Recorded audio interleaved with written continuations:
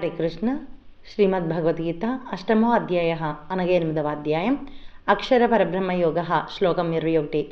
అవ్యక్తోక్షరీత్యుక్త సమాహు పరమాం గతిం యం ప్రాప్యన నివర్తంతే తద్ధామ పరమం మమ.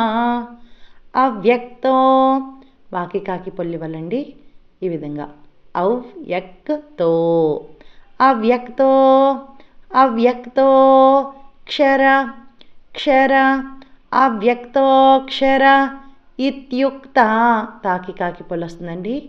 ఇత్యుక్త ఇత్యుక్త ఇత్యుక్త అవ్యక్తోక్షర ఇత్యుక్త అవ్యక్తోక్షర ఇత్యుక్త స్తమాహు సాకి పొల్లు వస్తుందండి. విసర్గల దగ్గర హాకు కూడా పొల్లు వస్తుంది, పైన ఇచ్చి పెట్టుకోండి.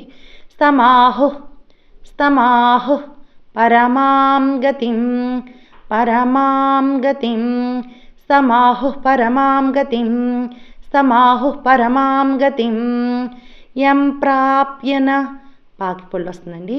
యం ప్రాప్యన యం ప్రాప్యన నివర్తంతే రాకి పొల్లు వస్తుందండి. పూర్ణబింబం దగ్గర అన్న పెట్టుకోండి. నివర్తంతే నివర్తంతే యం ప్రాప్యన నివర్తంతే యం ప్రాప్యన నివర్తంతే తద్ధామ దాకి పొల్లు ఇవ్వాలండి. కింద ఉన్న మహాప్రణామానికి ఆకారం వస్తుంది.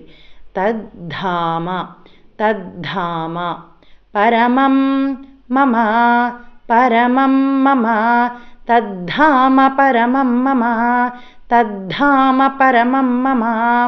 అవ్యక్తోక్షర ఇత్యుక్త స్తమాహు పరమాం గతిం యం ప్రాప్యన నివర్తంతే తద్ధామ పరమం మమ. హరే కృష్ణ.